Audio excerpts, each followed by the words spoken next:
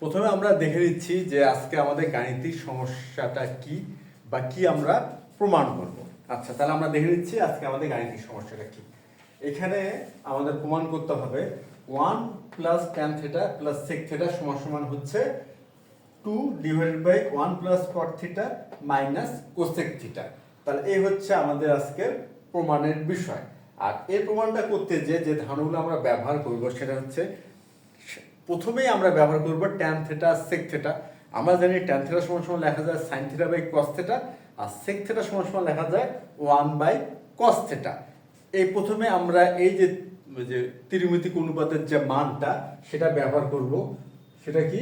সেটা হচ্ছে tan theta by হচ্ছে ইকুয়াল হচ্ছে sine theta by cos theta, আর সেক থিটা সমান হচ্ছে 1 বাই কস থিটা। এই যে আমাদের ত্রিকোণমিতিক অনুপাতের ধারণা, এই ধারণাগুলোর মাধ্যমে আমরা শুরু করব হচ্ছে এই আজকের এই প্রমাণ। আচ্ছা, তাহলে এটা আমরা প্রথমে বাম পক্ষটা লিখে নেই, আর বাম পক্ষ থেকে ডান পক্ষটা নিয়ে আসার চেষ্টা করি। তাহলে আমরা শুরু করলাম সমাধানটা। আচ্ছা, প্রথমে আমরা লিখে নিচ্ছি বাম পক্ষ, তাহলে হচ্ছে লেফট সাইড সমান 1 প্লাস ট্যান থিটা প্লাস হচ্ছে সেক থিটা সমান 1 প্লাস, এন্ড ট্যান সমান কি লেখা যায়? Sine theta by cos theta. তাহলে লিখলাম sine theta by cos theta, আর সেক থিটা সমান সমান কি লেখা যায়? 1 বাই কস থিটা। এটা হচ্ছে 1 বাই কস থিটা সমান। এখন আমরা যেটা করতে পারি, এই ভগ্নাংশের যোগ, আর ভগ্নাংশের যোগে হচ্ছে লসাগু করতে হয়। এখানে cos থিটা আছে, তাহলে cos থিটা লিখব, cos থিটা। আচ্ছা, এখানে 1 আছে, 1 হচ্ছে পূর্ণ সংখ্যা, আর আমরা জানি যে কোনো পূর্ণ সংখ্যার হর হিসেবে আমরা 1 ধরতে পারি। তাহলে এখানে 1 আছে, তাহলে 1 আর cos থিটা, 1 দিয়ে cos থেকে ভাগ করলে cos থিটা হয়, আর গুণ করলেও cos থিটাই হবে। তাহলে আমরা cos থিটা লিখলাম। আর এখানে কি cos থিটা ভাগ করলে 1, তাহলে এখানে হবে sin থিটা, আর cos থিটা ভাগ করলে 1 হয়, তাহলে এখানে আমরা 1। তাহলে আমাদের এখানে চলে আসলো cos theta plus sin theta plus 1 divide by cos theta.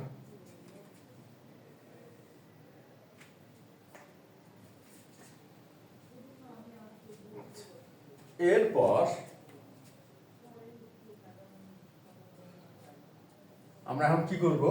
এই যে এখানে আছে cos theta plus sin theta plus 1 divide by cos theta, লব হরকে এখন cos theta plus sin theta minus 1 দ্বারা গুণ করব, লব এবং হরকে। এটা হলো একটা সমতুল ভগ্নাংশের ধারণা।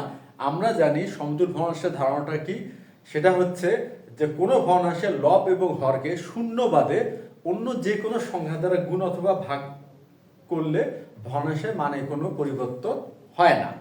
এটাই হচ্ছে সমতুল ভগ্নাংশের ধারণা, অর্থাৎ পূর্বের ভগ্নাংশ আর গুণ করার পরে যে ভগ্নাংশটা হয়, অর্থাৎ লব এবং হরকে একই সংখ্যা দ্বারা গুণ করলে যে ভগ্নাংশটা পাওয়া যায়, দুটি ভগ্নাংশের মান সমান হয়, তার মানে কোনো পরিবর্তন হলো না।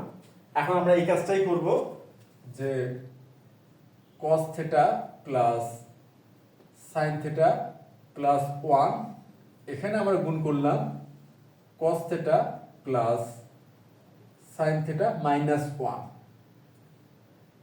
আমরা যেহেতু লবকে গুণ করলাম cos theta plus sin theta minus 1 দিয়ে, সেই ক্ষেত্রে হরকেও আমাদের cos theta plus sin theta minus 1 দ্বারা গুণ করতে হবে। শুধুমাত্র সেই ক্ষেত্রেই ভগ্নাংশটির মানে কোনো পরিবর্তন হবে না। তাহলে এখানে আমরা তাই করব, cos theta into cos theta plus sin theta minus 1, এটা হলো। এখন এখানে একটা বিষয় খেয়াল করি, এখানে আছে কি cos theta plus sin theta plus 1, এখানে আছে cos theta plus sin theta minus 1। তাহলে এই ব্যাপারটা এরকম দাঁড়াচ্ছে কি, a plus b into a minus b সমান সমান হচ্ছে a square minus b square. এইভাবে কিন্তু একটা সম্পর্ক দাঁড় করানো যায়, এটা হচ্ছে একটা বীজগাণিতিক সূত্র।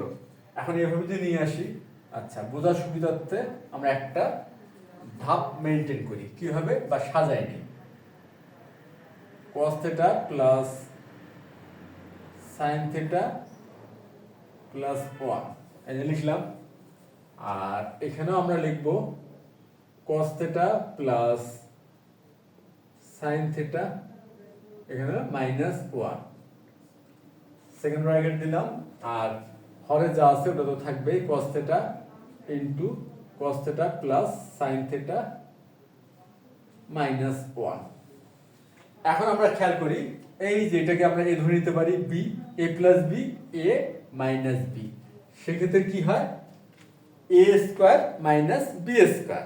তাহলে এক্ষেত্রে আমরা a স্কয়ার মাইনাস b স্কয়ারের ধারণাটা ব্যবহার করতে পারি। তাহলে তখন কি হবে, তখন হবে হচ্ছে cos theta plus sin theta whole square -1 square. তাহলে a square minus b square লিখতে পারলাম। আর আমাদের হরে যা আছে হরটা আমরা কোনো ক্যালকুলেশন করব না, যা আছে ঠিক ওই অবস্থায় রেখে দেব। তাহলে এটা cos theta plus sin theta -1। এরপর আমরা এখানে বর্গের সূত্র প্রয়োগ করতে পারবো। বর্গের সূত্রটা আমরা তো জানি, a plus b whole square সমান সমান হচ্ছে a square plus 2ab plus b square. এটা হচ্ছে বর্গের সূত্র। তাহলে এখানে a কি, a হচ্ছে cos থিটা, b হচ্ছে sin থিটা। তাহলে আমরা এখানে লিখতে পারবো cos square theta plus 2 cos theta into sin theta plus sin square theta. এটা আমরা কি করলাম, এই যে cos theta plus sin theta whole square আছে, এখানে a plus b whole square সূত্রটা প্রয়োগ করলাম। আর এই যে -1 স্কয়ার, এখানে তো -1ই লিখলাম, কেন 1 এর উপর 1 এর বর্গ 1ই হয়। আর হরে যা আছে সেটাই রাখলাম,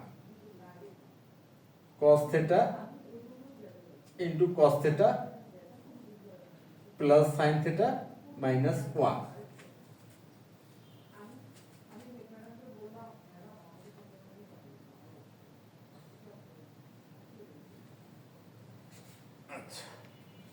এখন আমরা যেটা করতে পারবো সেটা হচ্ছে এই যে এখানে cos স্কয়ার আর এখানে sin স্কয়ার আছে, আমরা জানি cos square theta plus sin square theta সমান 1।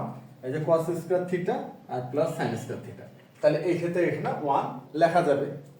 আচ্ছা, তাহলে এখানে আমরা যদি 1 লিখলাম, আর এখানে কি আছে 2 cos theta into sin theta plus, তাহলে এখানে লিখলাম plus 2 cos theta into sin theta, আর এখানে আছে কি -1, এই যে -1। আর হরে যা আছে তাই রাখলাম, cos theta into cos theta plus sin theta -1। এখন এই যে 1 আছে আর 1 আর 1 বিয়োগ করি, 1 থেকে 1 বিয়োগ করলে 0 হয়। তাহলে এখানে আমরা লিখব 2 cos theta into sin theta. আর এখন আমরা এই cos থিটা মানে হরে আর কি cos থিটা দিয়ে গুণ করে দিই। তাহলে এই ক্ষেত্রে হচ্ছে cos square theta plus cos theta sin theta minus cos theta. আমরা হরে cos থিটাতে গুণ করে দিলাম। এখন আমরা একটা বিষয় খেয়াল করি, এটা যেহেতু ত্রিকোণমিতির গাণিতিক সমস্যার সমাধান, আর ত্রিকোণমিতিতে যে কাজগুলো আমরা করে থাকি সাধারণত কি প্রমাণ করতে হবে বা ওই প্রমাণটা আনতে গেলে বা করতে গেলে কি কি ধারণা প্রয়োগ করতে হবে সেটা খেয়াল করেই কিন্তু আমরা সূত্র বা ধারণা বা অনুসিদ্ধান্তগুলো ব্যবহার করে থাকি বা গাণিতিক প্রক্রিয়াগুলো করে যাই। এখন আমরা যদি খেয়াল করি যে প্রমাণের বিষয়টা, এখানে কি আছে, এই ডান পক্ষে আছে 2, হরে কিন্তু আছে লবে আছে 2 আর divided by 1 plus cot theta minus cosec theta. আর এখানে আমাদের লবে আসছে 2 cos theta into sin theta. এখন যদি এই cos থিটা sin থিটাকে আমরা সরাইতে চাই, কেননা আমাদের ডান পক্ষে এটা নাই, শুধু 2 আছে। আর সরানো মানে কি, আমরা চাইলাম আর সরাই দিলাম, বিষয়টা তো এমন নাই। অবশ্যই এখানে গাণিতিক একটি প্রক্রিয়া বা গাণিতিক কোনো যুক্তি বা ব্যাখ্যা থাকতে হবে, গাণিতিক কোনো ব্যাখ্যা থাকতে হবে। তাহলে এই ক্ষেত্রে কি করতে পারি, লব হরকে যদি আমরা cos theta into sin theta দিয়ে ভাগ করি, এই কিছুদিন আগে যে আলোচনা করলাম সমতুল ভগ্নাংশের ধারণা, যে একই সংখ্যা দ্বারা কোনো ভগ্নাংশের লব এবং হরকে গুণ করলে ভগ্নাংশের মানে কোনো পরিবর্তন হয় না। এটা হচ্ছে সমতুল ভগ্নাংশের ধারণা, বা নতুন যে ভগ্নাংশটা পাওয়া যায় সেটা পূর্বের ভগ্নাংশের মানের সমান। তাহলে এই ধারণাটা যদি প্রয়োগ করি, এই ক্ষেত্রে এই cos θ দিয়ে cos θ ইনটু sin θ দিয়ে কি করব, লব এবং হরকে ভাগ করব। তাহলে আমরা করি 2 ইনটু cos θ ইনটু sin θ ভাগ হচ্ছে cos θ ইনটু sin θ।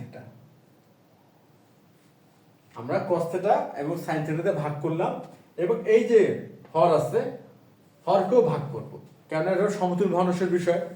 আর এটা যদি আমরা না করি যে শুধুমাত্র লবকে cos θ ইনটু sin θ তে ভাগ করলাম, হরকে করলাম না, এটা কিন্তু মানের পরিবর্তন হয়ে গেল। মানের পরিবর্তন হয়ে গেল, কিন্তু প্রমাণ করা যাবে কোনো কিছু গুণ আমরা করতে পারবো বা ভাগও করতে পারবো লব হরকে, কিন্তু অবশ্যই খেয়াল রাখতে হবে মান কোনোভাবে যেন মানের পরিবর্তন না হয়। এই ক্ষেত্রে এই জন্য আমরা কি করছি, এই ক্ষেত্রে যে কাজটা করছি, সমতুল ভগ্নাংশের ধারণা প্রয়োগ করছি, লব হরকে একই সংখ্যা বা রাশি দ্বারা গুণ করছি। এই ক্ষেত্রে কিন্তু এই কাজটাই আমাদের করতে হবে, লব এবং হরকে একই সংখ্যা বা রাশি দ্বারা গুণ অথবা ভাগ করতে হবে। আর আমরা প্রমাণটা যেটা আনতে চাচ্ছি, যে ডান পক্ষ, সেটা এই অবস্থায় নিয়ে আসতে গেলে গুণ নয় ভাগ করা দরকার, এই জন্য এখানে আমরা ভাগ করলাম। আচ্ছা, তাহলে এখন হরকেও ভাগ করি।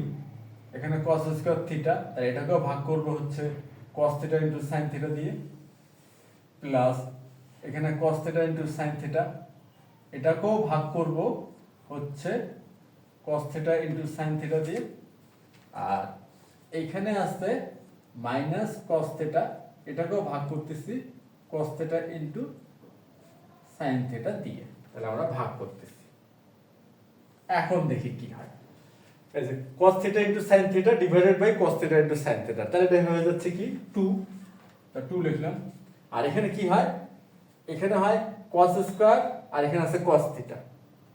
তাহলে cos স্কয়ার কে যদি cos দিয়ে ভাগ করি তাহলে শুধু cos হয়, তাহলে এখানে হবে cos θ বাই sin θ। আর এই ক্ষেত্রে লব হর cos θ into sin θ divided by cos θ into sin θ, এটা হয়ে যাচ্ছে 1।